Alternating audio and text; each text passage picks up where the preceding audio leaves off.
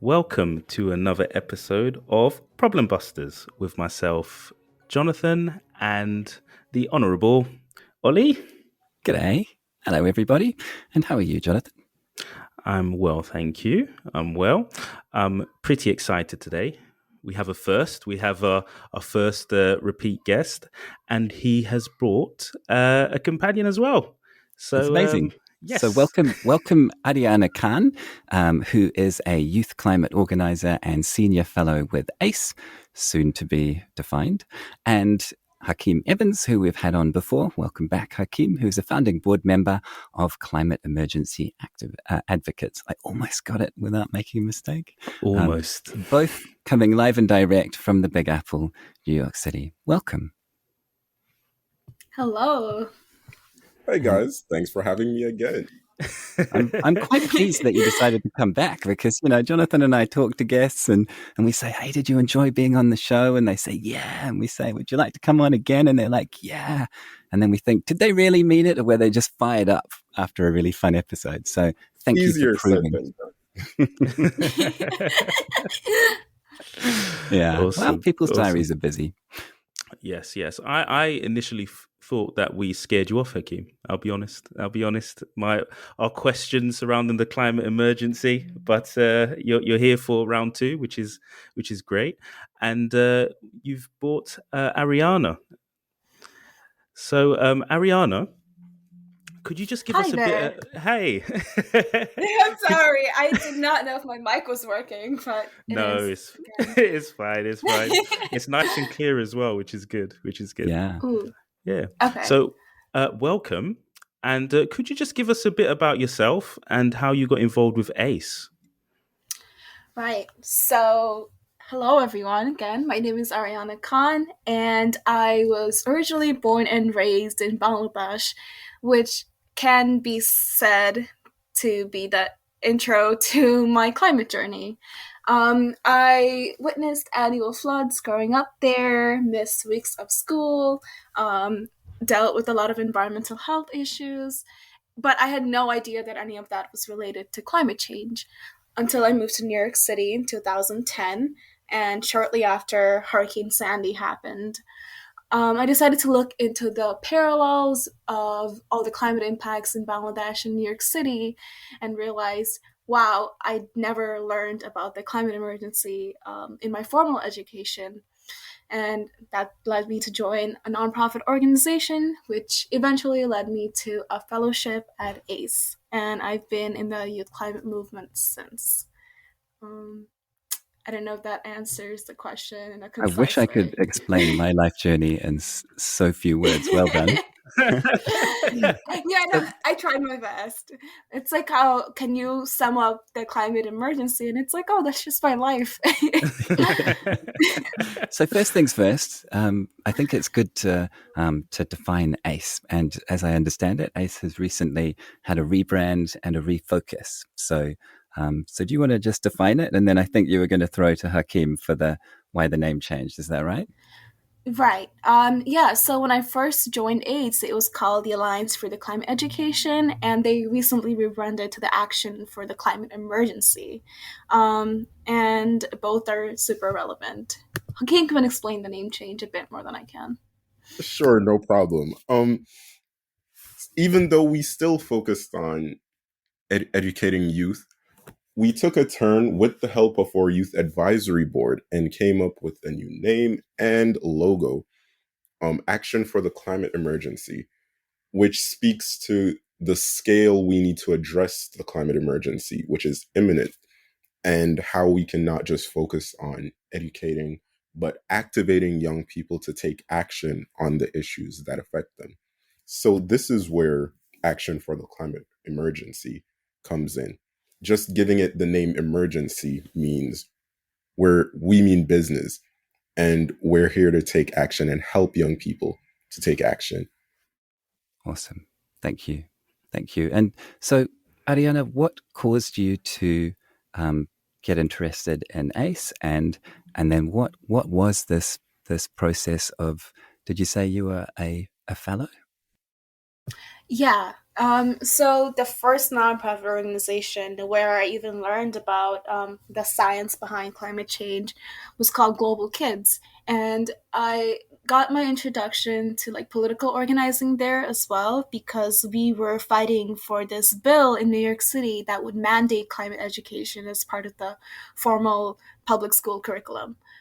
It did not pass when I worked on it. It actually passed last year, so it took a couple of years. But after my work with Global Kids, I was looking for similar work and I ran into the Alliance for Climate Education at the time. They had local fellowships all across the US, and I obviously joined the New York City cohort where I met Hakim and have not let go of him since.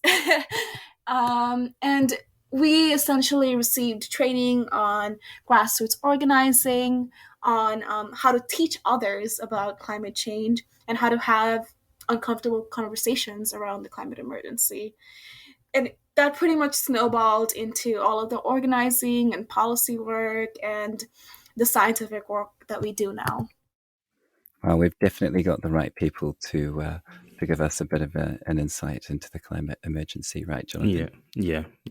And I think one of the key pieces that you just mentioned was that there was a bit of trouble getting a bill passed to have sort of climate taught in schools, and it was only recently passed last year. In your view, what kind of effect does sort of partisan politics take on climate policy? It I guess when we try to reduce the climate emergency down to a political issue and nothing beyond that, we get very stagnated when it comes to taking action. And that was evident in something as simple as trying to teach middle schoolers and high schoolers about the science of climate change. And I know the words like the climate emergency can sound scary, but that shift in language has been so necessary to address the urgency of the issue. And partisan politics sort of wants to dominate the language that we use or how we address the public or our young people, and kind of it stagnates them from taking action. So from my perspective, that was the effect on the youth climate movement. Obviously, we have worked really hard to not be stagnated, and we have taken action. But it shouldn't have been up to like young people. I think adults could have done a better job. And I say that as an adult now. Yeah, I agree. Yeah. And do you know, I can clearly remember my dad saying that to me. Love you, Dad.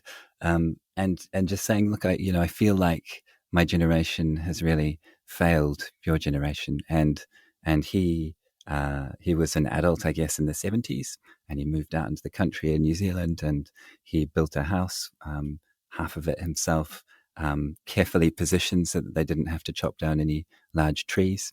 Like they really tried, and he still felt like they hadn't done enough. And I could totally see that feeling. So something that I've often wondered about, Aryaana, is Bangladesh, right?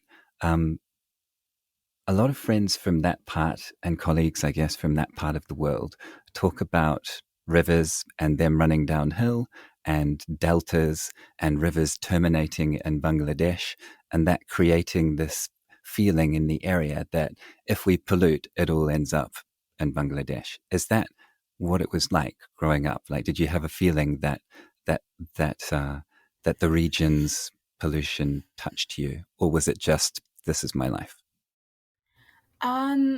Absolutely. What I grew up with, I watched the city turn into a city. I was born in the year 2000, and I was born and raised in the capital city, Dhaka. I literally had mango trees and jackfruit trees outside my apartment building, and I eventually saw all of that being cut down as I grew up, trying to make space for a booming population. The rivers that ran through the city, I saw them accumulate more and more plastic and more runoff from the factories. And it was just a very jarring childhood because it was a beautiful one until it wasn't, and until we moved to New York City. So that is absolutely true. And Bangladesh has such insanely fertile land because of those deltas and because of those rivers. And I spent a lot of time not only just in the city, but also in the villages, in my family village. We used to grow our own food. I come from generations of farmers. Every year that I went back, before moving to New York, and even now, like when I go back, more and more of that land is becoming less fertile. We can't grow our own food. Literally, like when we plant things on the land now, it does not grow because of the polluted air from nearby brick factories, because of the runoff in the nearby rivers. So that's definitely not an assumption. Like, I have living evidence of that, and of course, on top of that, like the scientific research says the same thing. Yeah, there's something really sobering about hearing things from people over a course of a few years, but then finding out that they are accurate, not just conjecture. It's sad, isn't it? Because sometimes I think about it and I think, why does it have to be growth? Why does everything have to get bigger? Why does there have to be more people? Why do things have to be more expensive? Why do I have to have more stuff? And where does this end on a planet that is constrained? Yeah. Yeah, and I think the most sobering part of that was that I didn't realize what was happening while being in the thick of it.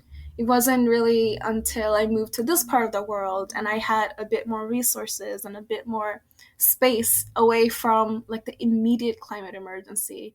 Of course, like New York City is very vulnerable to extreme climate events, and have had to witness that too. But like witnessing that in Bangladesh was a completely different experience because I didn't know that I was in the thick of it. Wow. What do you mean when you say that New York is very vulnerable to climate emergencies? Because when I think about the Big Apple, I think about Manhattan and shiny tall buildings and shiny new things. And I guess it's the River Hudson, right? Is large, but where does the risk come from? Is it from the river or? Yeah, the risk comes from, well, first of all, New York's when we think about New York City and we think about Manhattan, it's kind of all just smoke and mirrors because Hakim and I live in another borough called Queens, and when you just get away from like the beauty of the city, realize how vulnerable you are. You realize that, oh my god, like we're literally just a collection of islands. In Queens, we have a nearby place called Long Island, and the name is exactly what it sounds like. It's just a very long island. When you come in through the airport, you can see that a lot of this land is already like a little bit underwater. So yeah, so when I say that, we are very vulnerable to the climate emergency, I mean we are very vulnerable to hurricanes, to really insane storms, like our recent snowstorm that happened 2 weeks ago. I was actually stuck in Miami for 3 days, which is not the worst place in the world to be stuck in, but I could not come back home on the way back from a different place because of this storm. Um, so there are these extreme like weather events, and on top of that, there's this there's like a really bad distribution of resources to the point where folks are still rebuilding from previous hurricanes. And And this is that where just blows me away, right? Because yeah. New York is like the second financial capital in the world after the one that Jonathan lives in, London, right? Well, So, I can also speak to this since where I live, Far Rockaway, it's a peninsula in New York City that was devastated, and the economy is still devastated by Superstorm Sandy from 2012. To this day, there are houses in the neighborhoods that have not been raised or have been completely wiped out, businesses that are still shut from that time. And the only redevelopment that's going on is due to gentrification. So, also, I'm just a few blocks from the airport where I go out. I see water on both sides. So it's easy to see the impending effects of climate change coming in the form of sea level rise and storm surge. And it's easy to see how vulnerable our infrastructure is. I remember in 2012, politicians were saying it's disastrous to think that something like the 9/11 memorial could be sunk underwater, that it's un-American to even say that. And guess what? It did happen. No. So the city is very vulnerable. And it's been predicted that by 2100, most of the city will be underwater. And it's clear to see even from this timeline. Yeah, I mean, wow. that definitely sounds like an emergency, Jonathan. Yeah, definitely. One of the most interesting things as well is Aryaana and Hakim have both experienced Hurricane Sandy, right? And Yep. Ariana's sort of migrated from Bangladesh, and Hakim, forgive me if I get this wrong, is from the Caribbean as well. From the same place, John. Yeah, there we go. There we go. And yeah, both Hurricane Sandy has left an imprint on their lives, right? And it's just the magnitude. To be fair, I mean, Yeah. if Yeah. yeah, I mean, I've always wanted to ask Hakeem this question, but did Ooh, you, blindside. yeah, yeah, no, when you, like immigrated to New York City with your family, did you think that like we would never have to witness flooding or any of those extreme climate events again? Because like I certainly did. That was never on my mind. Growing up in Jamaica, island surrounded by water, I was more concerned if I'd have a crocodile in my garden after a hurricane. I was never worried about flooding, to be honest. You could say I was ambivalent because I was young. It wasn't my responsibility to know much of this, and certainly wasn't my responsibility to act. It was after immigrating that I realized, whoa, this is happening. And it makes sense because I connect my experiences growing up in Jamaica to what I'm experiencing now. And that's helped me to view the climate crisis in different scopes, even if it does include a hell of hindsight, which is 2020, but not good for seeing the future scope. But it Mm. has helped to give me some kind of direction. But I never had the preconceived notions of the environmental justice, or the climate crisis before coming to the US. Yeah. It's Yeah. interesting because, to me, growing up in New Zealand, far, far, far away from everybody else, is, I was living on a hill. I remember saying to mum and dad when I was about 10 years old, maybe a bit younger. So, these tsunamis that happen and they can really damage everybody's lives. And do you think we're safe?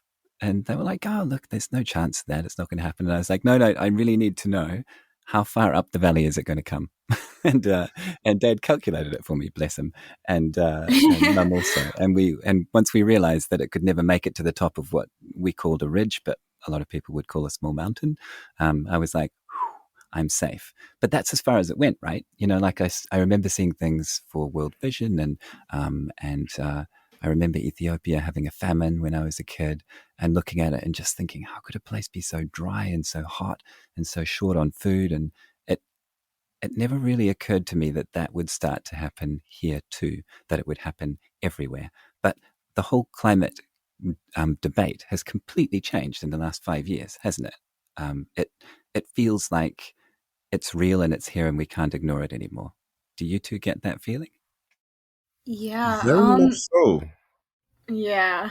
Absolutely. Hakeem, you wanna talk a bit more about Far Rockaway? Because I think that happened around the same time that we were both in the ACE fellowship, and we were just trying to make sense of all of it. Oh, I mean, Superstorm Sandy was in 2012, before our engagements with climate justice.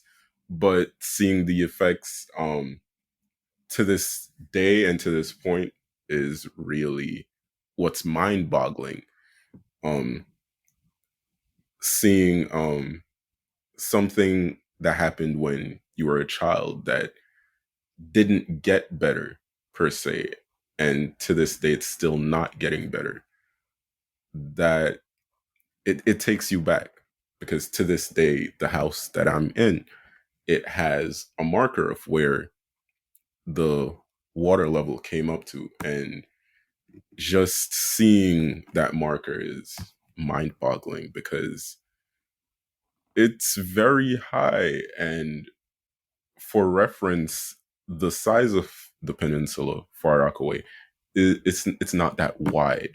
So if storm surge was to rush in at full force, we're all at Mother Nature's mercy.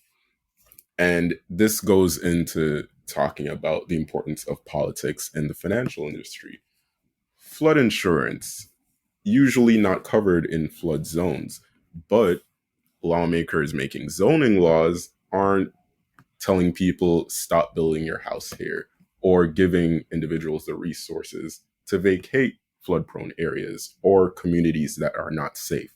Yeah, that happened And in Brisbane, actually, Brisbane City, and when I was living in Australia, that a change in state government led to a floodplain in Brisbane that had never been built on being zoned for buildings.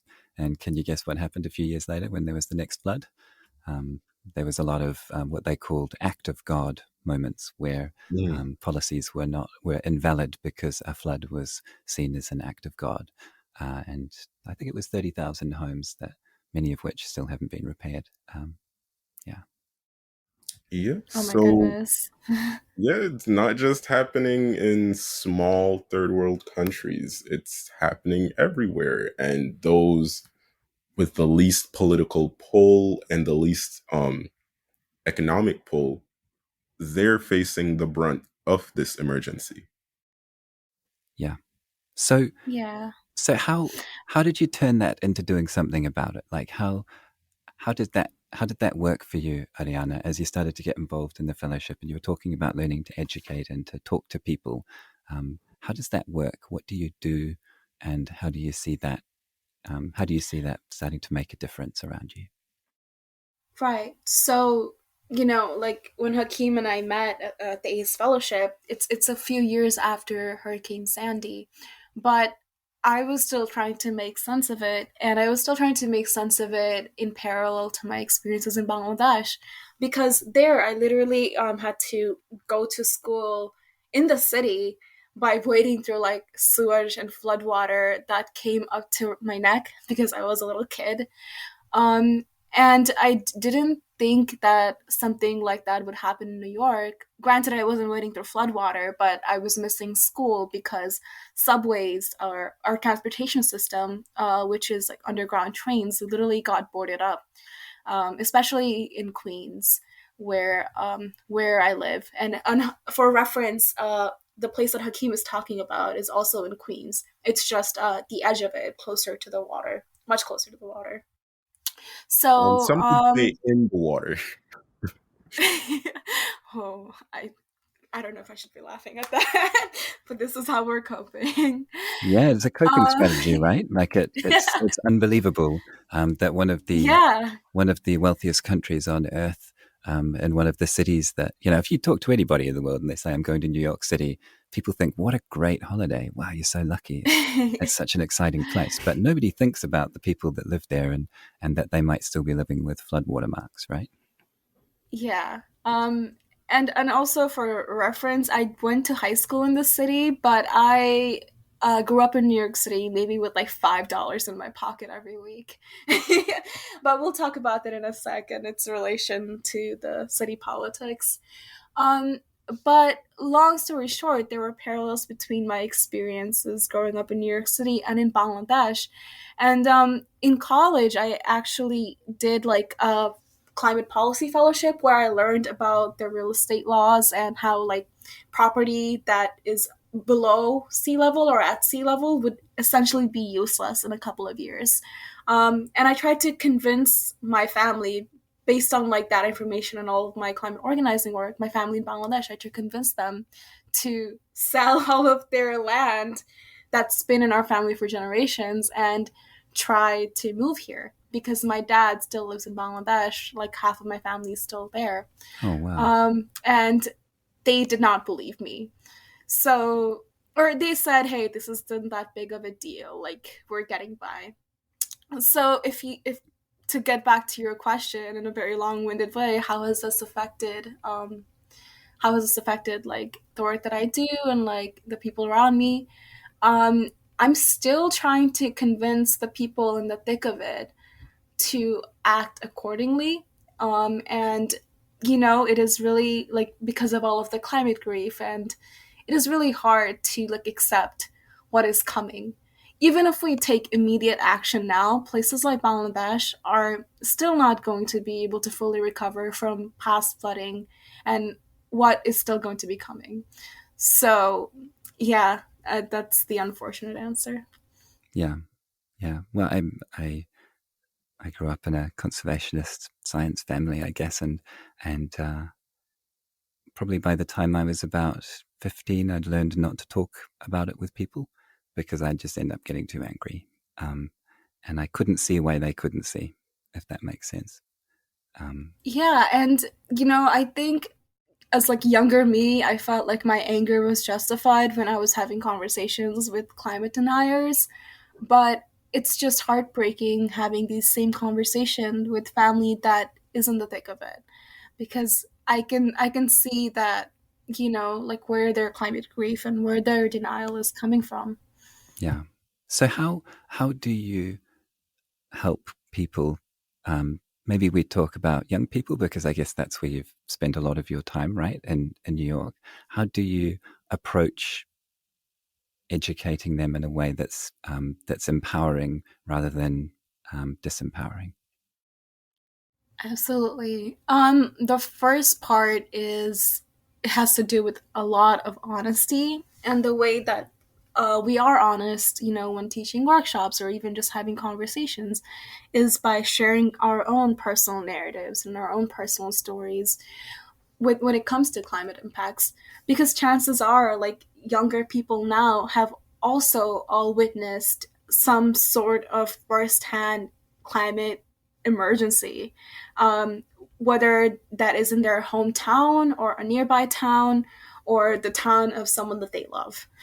Um, and from there, we tackle the climate science, and from there we tackle action steps.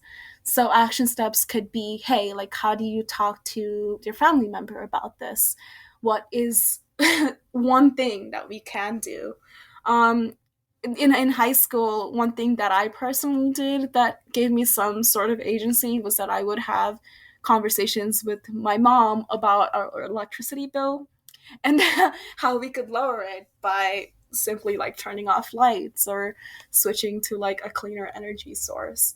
And like that kept me sane that, hey, like I can't control this overwhelming crisis, but there is this like one small thing that I can do. Yeah, that's awesome. And what is it for you, Hakim, when you talk to people and when you want to, um, I guess, focus them but not disempower them? Well, first things first, I'm only headed for those who are receptive, not just to climate change being an emergency, those who are receptive to having a conversation in the first place. I'm at an age where yes, it's good for me to talk to people and give them some brilliance, but I'm not gonna stress out over individuals not caring or um so basically I'm not gonna beat a dead horse for the sake of my personal mental health. That's not worth it to me. But what I will do is have conversations with people who are on the fence, those who want to support but don't know how, those who support and want to do more, those who feel that they're doing too much but still could do even more, and giving advice to people who need to take a step back, those who don't care but have a slight opening. These are the people that are somewhat receptive and have even a spark of hope in joining the movement, in helping to build it. Those who would rather not just be full on opponents, but not be caught up. These are or undecideds who can be a headache for those who do polling coming election times. But for me, that's not my target audience, because at the end of the day, this is what I do for my sake, for my peace. I don't get paid for this. So unnecessary stress is something that I don't take on. And I'll encourage any activist or advocate to always put their mental health first, because what can you do if you're not the right you? Hmm. Yeah, Yeah. that's really quite powerful. In terms of sort of beating the dead horse, or not placing yourself into situations where people will be combative or confrontational when receiving advice or feedback on how they may be able to make a small change in their life, which adds towards a greater picture, right, of tackling this climate emergency. Do you have any advice or techniques to identify these situations where you may start a discussion with somebody and you may not know them, but you're trying to advise them, but there may be some pushback they're giving, if that makes sense, and you really just want to identify, okay, do I still go forwards with this conversation, or do I preserve my mental health and my peace and my calm, and I will go on to somebody more receptive? Do you have any techniques to try and identify whenever you're in that situation? Mm. It's an Yeah. internal indicator. One thing I do say is definitely try to relate to them. Mm. Have them Mm. do more of the talking. And then while they're giving their story, their side, make some connections, because you'll never know. Some people say they don't believe in climate change, but their families are farmers, which is weird because they have a lot to lose. Some people might um love the issue of taking action on climate, but they come from a family of oil tycoons. These are the crazy scenarios that do happen, and we just have to help everyone find their way. Everyone has a story and some connection, because environmental justice is an intersectional issue. No, everyone has something they care about. So that is the springboard from where they'll be unlikely activists. And you just have to point out what's already present and give them the time Yeah, to find yeah. it on their own. That's where you walk away after giving them the pointer or the nudge in a certain direction. Yeah, Mhm. and I can see why ACE is so important, right? Because in on that topic of being receptive, there's nobody more receptive than young people, right? In terms of being able to process to absorb and process information or new information. And they're not set in that way of, okay, maybe I'm slightly older. Let's use myself as an example. And I'm slightly older again. And it's a lot harder for you to convince me not to use my gas guzzling vehicle, and maybe trade up for a smaller vehicle that does the same job, just as efficient, just as useful, but more efficient, right? Because I'm setting my ways, wherever that may be, branding wise, or just the love of the noise, something trivial like that, right? So in terms of ACE and your personal experiences, both Aryaana and Hakim, what sort of tools are put in place to help spread that message to the more receptive youth? Yeah, I think storytelling is the first and foremost thing that we should be using, and we do use just as humans in any sort of conversation. And it, even if I can't convince my family in Bangladesh to move with that, combined with science, it definitely works with young people. And one thing that I have noticed as a scientist myself is that when I am throwing numbers and solely numbers at someone's face, they are gonna either zone out or just not listen to me at all. And the way to combat that, when it comes to all of these confusing statistics around the climate, and talking about greenhouse gases, is just to sprinkle in your personal experiences there as well. And as Hakeem mentioned, it is super important to ask folks questions, because chances are, we observe things around us. And right now, we are living in a climate where no one is invulnerable to some sort of effect of natural disaster. And so they have noticed things, and they will make the connections themselves if you just use storytelling as a tool. And and you supplement that with the science and whatever. Yeah. I agree. Statistics are not really useful unless they have context, right? So But that I really storytelling, like them, Jonathan, and when I can remember them, I want to use them. yeah.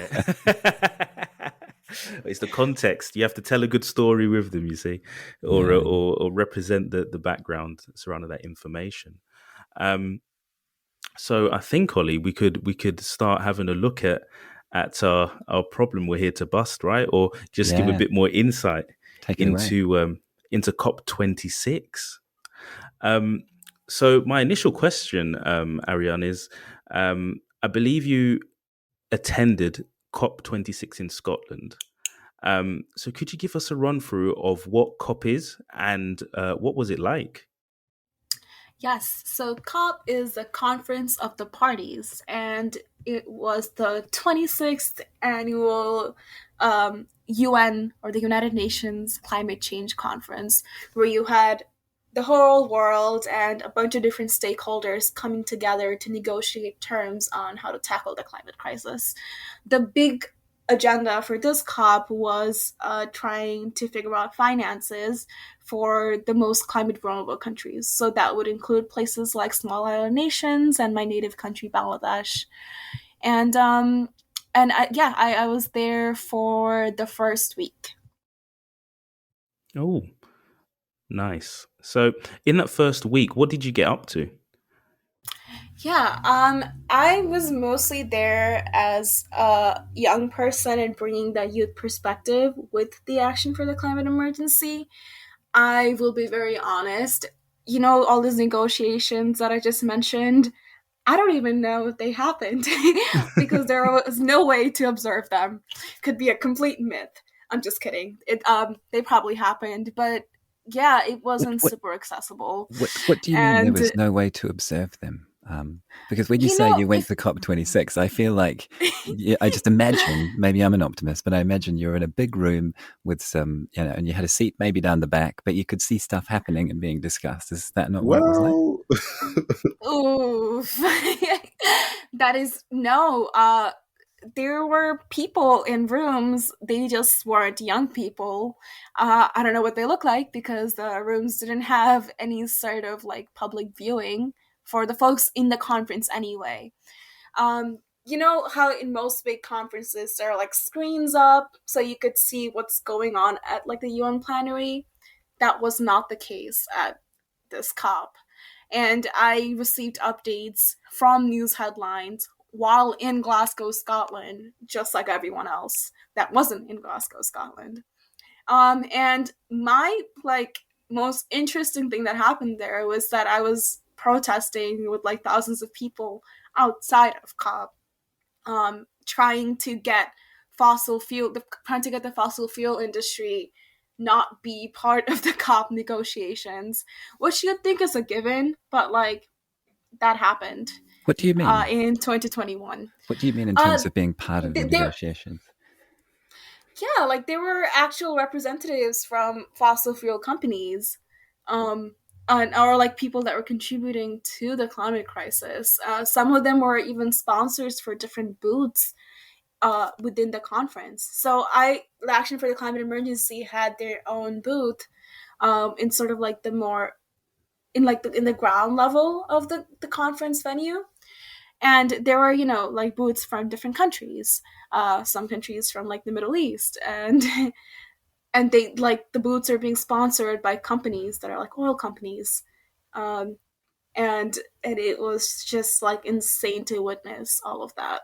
Did it feel Sorry, Jonathan. Sorry. Sorry. Because there's a lot to take in. So is the fear that these oil companies may sway the political agenda for climate, for addressing the climate issue? Absolutely. And it's not only the fear, but it's been the reality for most negotiations, when it comes to like different UN conferences and beyond that, because these companies are big stakeholders of the energy transition, or what we decide to do with our finances, when it comes to like transitioning to a more green economy. So that so even in 2021 that was happening. Okay, because if I was to play the devil's advocate, right, if we are moving away from these energy companies that are creating, these fossil fuel companies that are creating a lot of the issues we have, would you want them to be involved in discussions with governments if it means that their business is sort of going to go under? Or would you prefer it to happen in a separate forum and then at COP, keep COP completely, between these international states to speak about it and not have any outside influence? Yeah, this is way out of my scope. Oh, okay. Right? But But since we're asking, right? Like let us do this hypothetical. Yes, definitely hypothetical. Yes. So let's first think about the people showing up at these conferences. Let's think about COP as an institution before we even delve into that. At this specific COP, you had young people, historically so, like showing up, right? Because of the recent youth climate movement, like gains around the world, because of like the visibility of that. So you had young people from different places showing up. You have representatives from marginalized countries coming to talk about how to help their vulnerable communities showing up. And they like young people and these like other marginalized voices don't always get a seat at the table. Now, if you are just doing that for show and also including fossil fuel industry voices at that same table, like how is that changing anything? So yes, we are taking historical precedents, but are we doing it for actual action or for tokenizing these voices? And next year's COP is going to take place in Egypt, and is specifically going to discuss finances for the global south.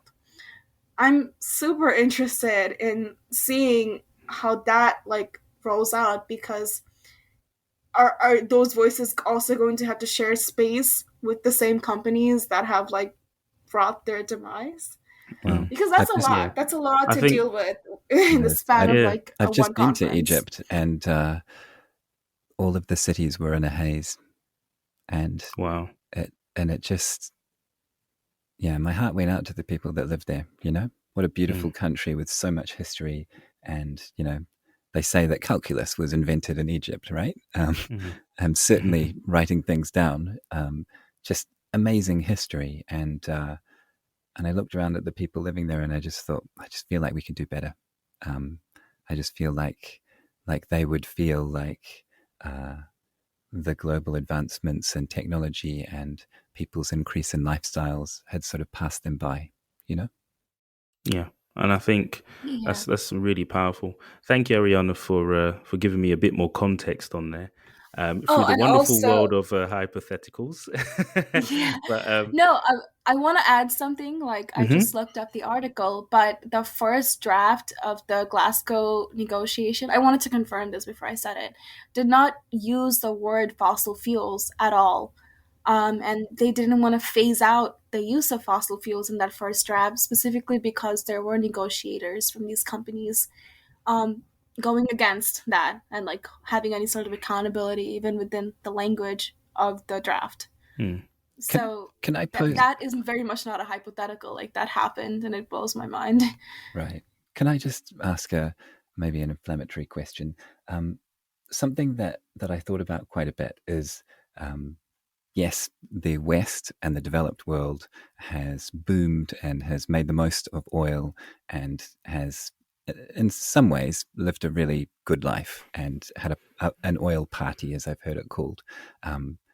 Isn't it a bit unreasonable of me, as somebody who grew up in the West, looking at a place like Egypt and saying, hey, Egypt, hey, India, hey, China, it's not okay for you to pollute like I did, because the world's now in a difficult place.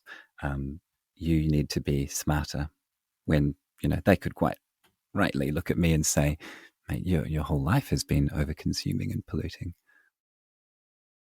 I mean, it's the standard case of the pot calling the kettle black. In this case, both the pot and the kettle are being powered by fossil fuels. And it's a game of division for there to be an other. West versus East, developed versus underdeveloped, first world versus third world countries. And the point is, all countries have a responsibility to their people to give them a safe and clean environment.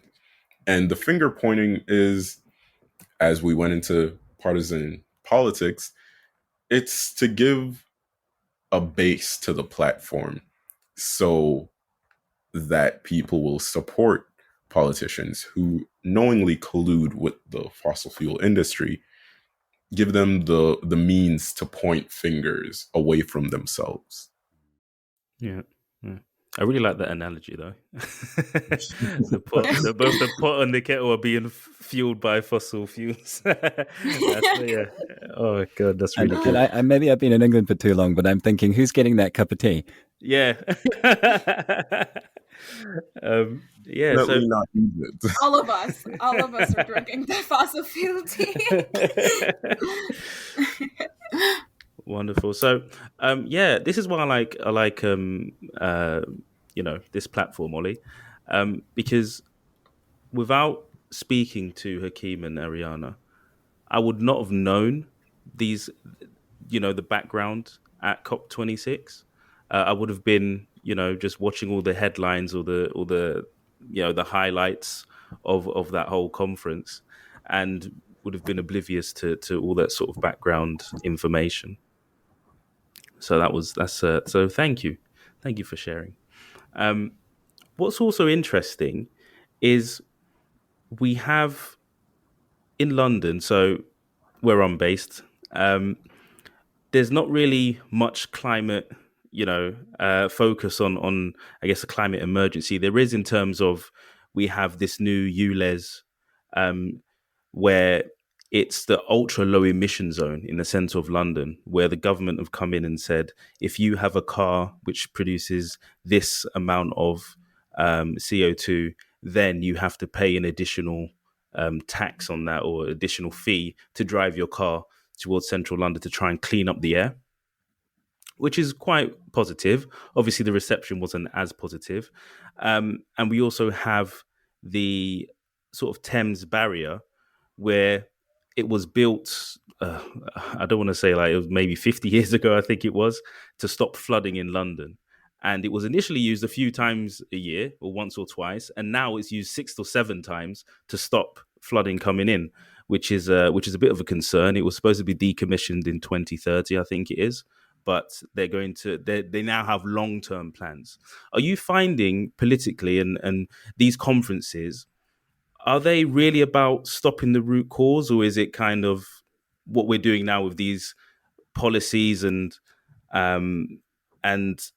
prolonging the life of different power plants and things to kind of push the climate discussion down the road to potentially when you're not in power anymore and somebody else takes over? Are you finding that? It's definitely a horse and pony show, and definitely not about action. I've been to a couple of these high level events, namely the 2018 Global Climate Action Summit and the ratification of the Paris Agreement. Both of these included talks with government leaders in the room, just spouting what they want to do by 2030. Apparently, the whole world will just be utopia in 2030 based on these empty promises. But why COP was so mind-boggling is that they skipped out the showboating and the promises and went straight into the locked rooms with fossil fuel execs. And that is just mind-blowing. And whole time there were people invited to the summit that couldn't even get into the building, and people invited just inside on their laptops and phones, just taking up space, while the real COP was happening away from prying eyes, not even media allowed in. So it's clear to note that a lot of these events are usually just showboating. Some have a bit of substance, some allow marginalized communities to be heard, but some are just straight up shows. Yeah. So would it be safe to say then that COP, for example, I mean, is on a global view level, it is a positive move in the right direction to have a lot of the world leaders in one place actually discussing the topic. Would you have seen that really previous to COP? It has happened. International conferences usually are for individual countries to make multilateral and bilateral agreements. Even if they're not open to what main conference is about, it's a good scapegoat to have your own agenda pushed in private. But it does serve a purpose to an issue, especially when countries in the global north, namely the US, Europe, make a go ahead and say this needs to be done and actually implement action and policies that will support that. Yeah. And Aryaana, Yeah. you actually ended up, I believe, outside of the event interviewing folks. Is that right? So Yeah, other young people. What was their reaction? Like, what were you hearing from people? All of us were on the same boat, pretty much. We found the conference to be extremely opaque and we couldn't see like what was happening at the negotiation table or even really at plenaries. So it really brought up the question of, we are being allowed to take up space, but not in a very substantial way. That isn't to say that, hey, we should get rid of these very showy conferences, because as Hakim mentioned, they do serve a purpose, and the visibility does matter. But visibility is not the same thing as transparency. So when you have fossil fuel execs at the decision-making table negotiating with world leaders, that isn't transparency, especially if we aren't able to hear what they're saying. And when it comes to really imperative imperative agendas like trying to finance climate vulnerable countries, that like transparency is super important because it's a matter of life and death for these communities. And I really hope that and this is like all the young people that I spoke to, like we were really hoping that the next COP would be better. We were hoping that we wouldn't have to hope for the next COP to be better, like that one was gonna get it right. Yeah. But we're hoping for Egypt to do it better. And I guess what I kind of take from that is it definitely put the climate emergency on the international media circuit to an extent.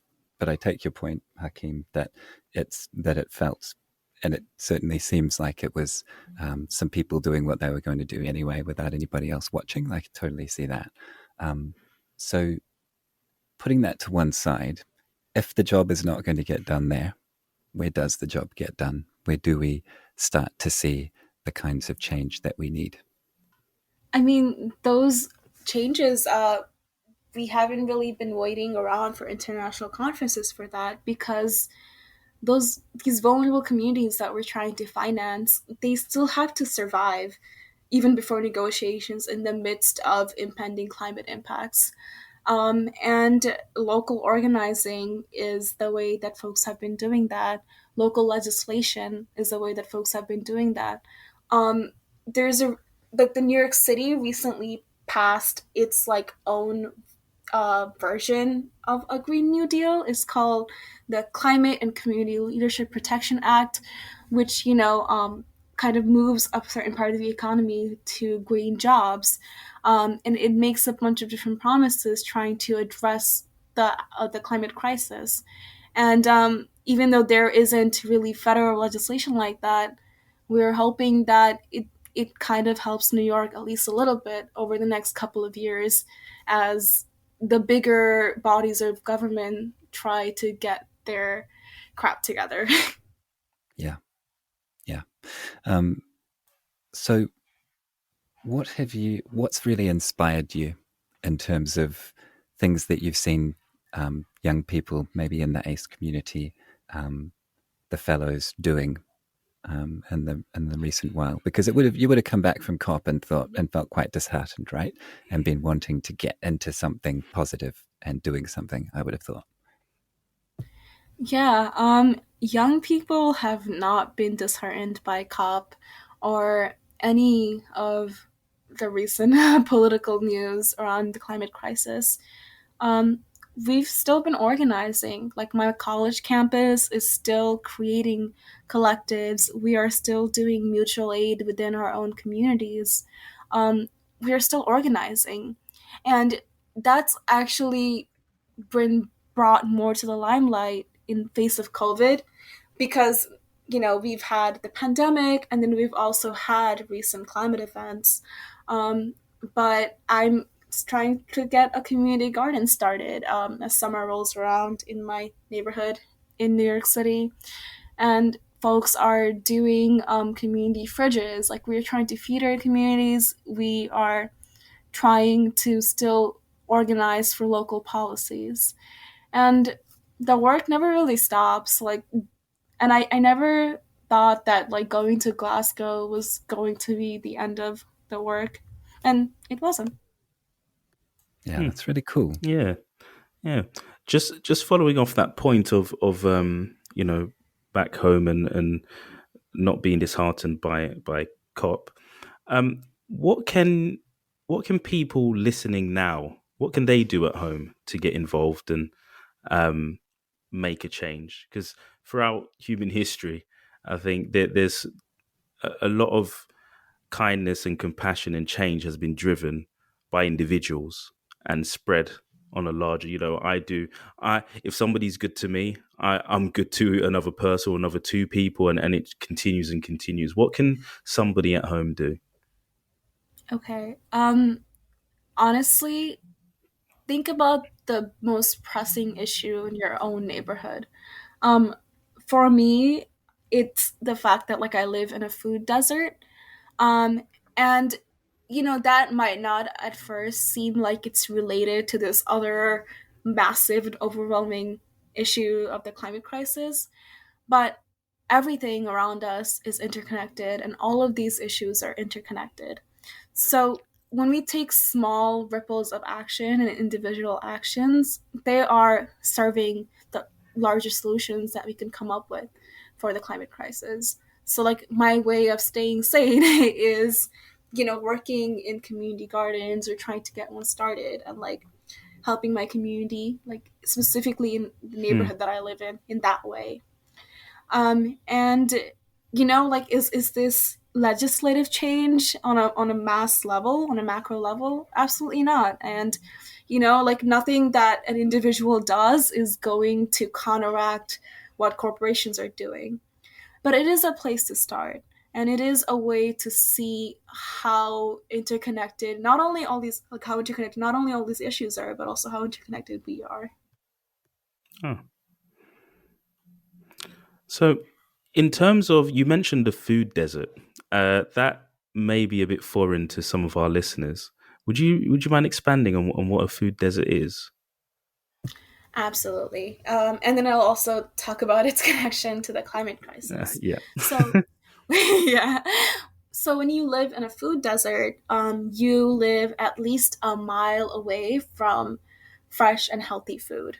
And this is especially bad for low-income communities because if you live that far away, you likely cannot afford a car to be able to go and get that fresh food.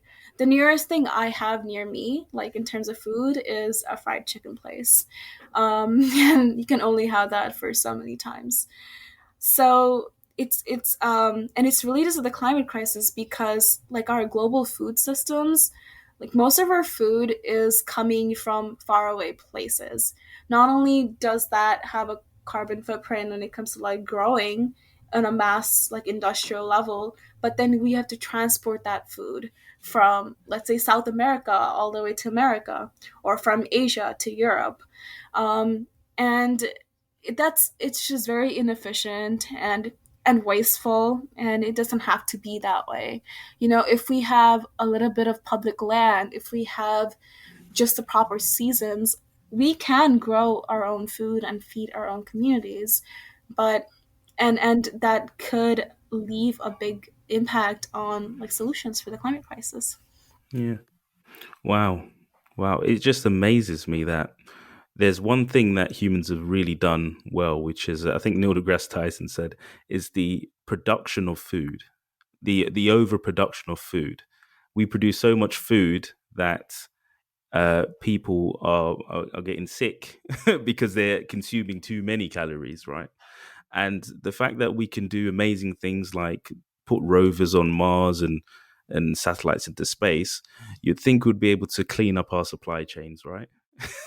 Yeah. I mean, it almost sounds like it couldn't be real that you couldn't walk to get some fresh broccoli Yeah. or some apples. Like, that does not sound like you're talking about Yeah. the United States to me. In New York. Is this New In York, New Ariana? York. Yeah, in New York. Yes. It's like hipster Yeah. central, some parts of it, Yeah, right? in New York, you can't find I would expect a vegan pizza place, the way New York is marketed, like vegan pizza places everywhere, everybody in a cafe with their laptops.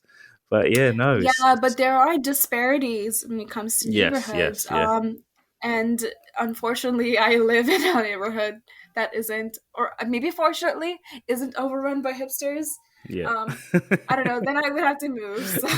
Yeah. You wouldn't call Hakim a hipster?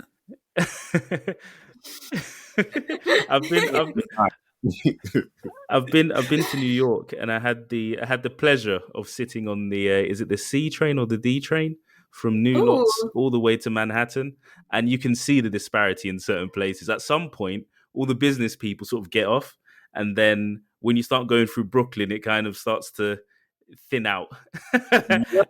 Yeah. Yeah. And then you practice your Spanish, right? That's one thing I love about New York. I just wanted to say you're an honorary New Yorker if you took the C or the D train. Yeah. Right. You could definitely get a second booster after doing that. I'm telling you, I've seen some crazy things on the New York trains. It's I was there for I've been there repeatedly over the few years and at a month at a time. So I've been a lot of the public transport, and it is amazing. Central Park is an amazing place, actually. To be fair, to have that sort of strip of green in amongst the concrete jungle. But and the music on the subway, I liked that a lot. Yeah. And the conversations with the musicians, right? Good people. Yeah. So what about you, Hakim? What have you seen that's got you inspired in terms of things young people are doing nearby to you? So currently on my work with the Board of Climate Emergency Advocates, which is an affiliate of ACE, we're doing work amplifying youth voices with storytelling by or creator collective. Instead of giving Facebook and the big ad agencies or dollars, we're giving it to content creators on TikTok and Instagram for them to share their views on climate and help get the message out there, which has proven to be an effective tool. In addition to that, ACE also has launched action teams. So we're no longer depending on just the fellowship in key areas. We have about 150 action teams.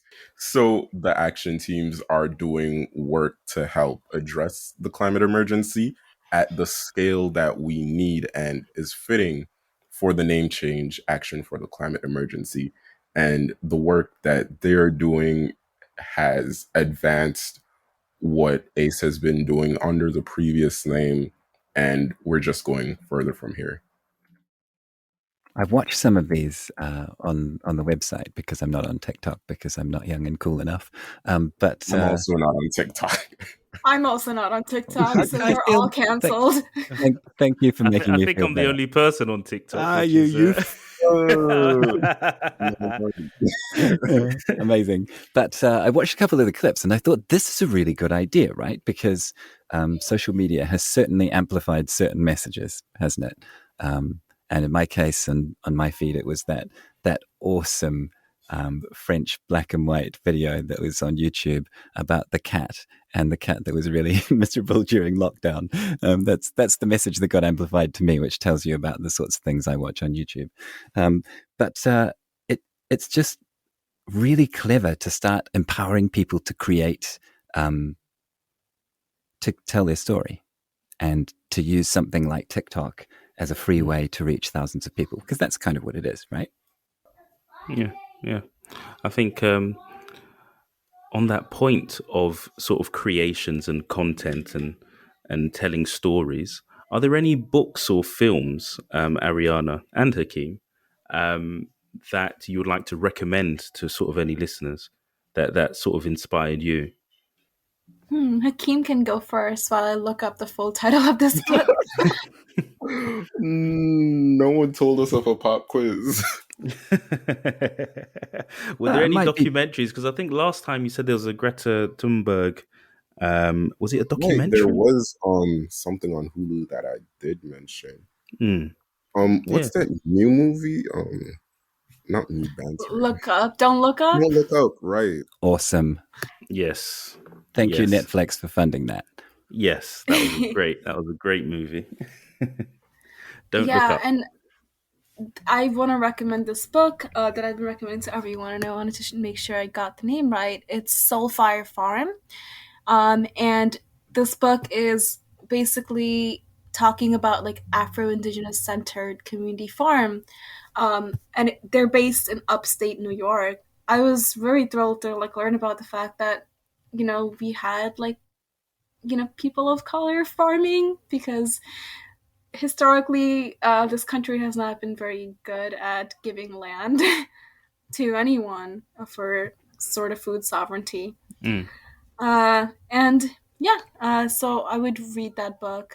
And I got halfway through it. I'm still learning about like some of the techniques that they've used and implementing that in like my gardening in like my family home. So yeah, definitely recommend. Oh, lovely, lovely. Last of the pop quiz. If there was one thing you would like our listeners to take away from this episode, what would it be? Don't stress yourself out. Um, we have future generations working on this issue. We have an intergenerational team of people all over the world who care passionately about this. We have young people breaking into politics all over the world to take action on what we care about, the planet and our future. So breathe. I think that's an important message. And it's one of those funny things that people say but never really know. So it's, do you know when somebody says, we've got people working on that? I guess it's Hakim and, and Aryaana. Those are the people working on that. And a few 100,000 friends, yeah. There we go. So I've got a question for you, right? So Aryaana, I guess you particularly, and Hakim and the folks that are out there in the world, particularly talking to people about the challenges of the climate emergency, would hear a lot about the things we don't like, right? But if you were to imagine waking up in a world that you did like, what would that be like? It would be one very similar to what my parents grew up in, believe it or not. When they told me stories about jumping from one tree to the next and angering their parents because they were being irresponsible by catching fish from the river, or just breathing outside without having to worry about the air quality. Like that is a world that I want to wake up to, and I want my little brother to wake up to. Um, and I think it is one that we are trying to get back, and if not get back, rebuild again. Oh, that's cool. Yeah. What about you, Hakim? You wake up tomorrow and the world is the way you want it to be. What's it like? I wake up tomorrow and I'm outside in the middle of the forest. I wake up to a cup of tea handed to me by, let's say, a bear, and all is right. I don't. There's I no. don't think that would be right. If the bear handed you the tea. In my idea, the animals love me. And there's nothing crawling on me. We have a nice, thick vegetation, clean air, clean water, and just good vibes. And I think we're missing a lot of that now because the only time people want to talk to each other is to be down in each other's throats. And what we have to remember in the world we want to see is that people are chill, and they should be. They should remember that arguing isn't the cure-all. It might feel good in the moment, but it's good to just commune with nature and with each other and just enjoy life. Hakim, I love you, and I'm not arguing with you. My little brother is going to listen to this episode, and he's been coming at me about hugging a bear, and I need you to make it clear that he cannot accept a cup of tea from a bear, nor should he hug a bear. No. Also, I loved the imagery, but you may not have been in a rainforest lately, but there would be stuff crawling on you, right, buddy? And it's okay. My perfect world. Yeah. I think I'm pretty sure that kettle had sustainable energy powering it, so I think we're all good. All boxes are checked. And maybe that there was just a very hairy dude that was doing some farming nearby, right? Okay, that There you go. was fine. If my little brother is listening to this, that there is not okay. Hairy dudes fine to They have take tea from. thumbs. They can hold the cup. So what about folks that are listening in countries other than the US? Like, I know ACE is big in the US, but how could they go out and get involved in a similar kind of organization in a country near them? ACE is also coming to a country near you, so look out for that. Similarly, civic engagement is much better in other countries, so I do know that civic organizations are out there that people can easily get access to. For those in the global south, it's much harder to get the ear of your local elected officials or national elected officials for that matter. Did you know that like Bangladeshi young people got the government there to officially declare a climate emergency? So it is not worse in the global south. They're actually able to organize thanks to like local chapters of larger organizations like Fridays for Future.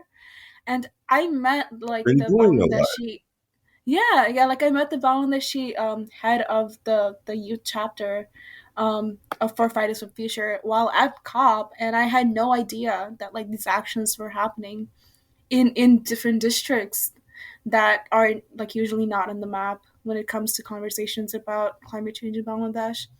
So yeah, no, like we're not the right people to ask. You should ask someone near you if you're listening in Definitely. from a So sorry country. about that, global south. Yeah, you're right. You're right, Aryaana. That's the ticket, right? And thank you for taking the time to come on the show and for doing what you do. I guess one thing that makes me feel a lot better is knowing that eventually all people will retire, and folks like you and your classmates will be the people that are running the things. And I hope that that the experience that they've grown up in and the internet and listening to people like you and the ACE Fellowship and others will mean that they've got their eyes open when they start to make decisions. Thank you so much for having us and Yes, for thanks. giving us like a space where we can actually offer insights and not just be here as faces. Totally no dig at COP. Yeah, fair play. Fair Yeah, play. guys, it's Yeah. always a pleasure being on the show. I can say that now because Repeat I guest. have like 2 gold stars compared to everyone else. So You are so get up cool. It's a pleasure, and Great. and maybe we can have one or both of you folks back on when certain things happen that we want to talk to people about who know more about it than you and I, John. Yes, definitely. Would you like to let people know how they can find out more about yourselves and your the organizations that you represent? So for ACE, you can find out more information about them and like any actions they have going on at acespace.org. So that's ACESPACE.org. And if you want to personally reach out to me, you can find me on Instagram or Twitter. They're all in my name.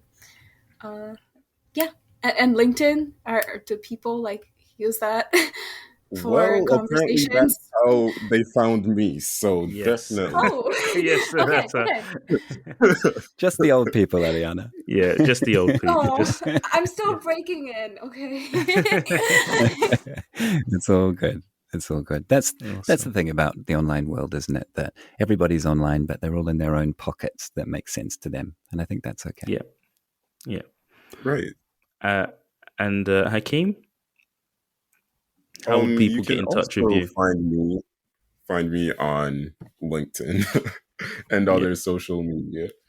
And you can also find information about climate emergency advocates and ACE action teams and our creator collective on the ACE website. Yeah, and that is acespace.org. To our That's the one. listeners. Perfect. Thank you again for coming on the show and giving us your views on the climate emergency, as well as an insider's look at COP26. Again, I would like to share our thanks to our listeners who can find us on Problem Busters on all social media. So you just have to Google us. Thankfully, Ollie, SEO's kicked in. So Problem Space Busters, and you would find our podcast. So thank you very much. That's the thing. Thanks for listening, and look after each other, and we'll see you next time. Ciao.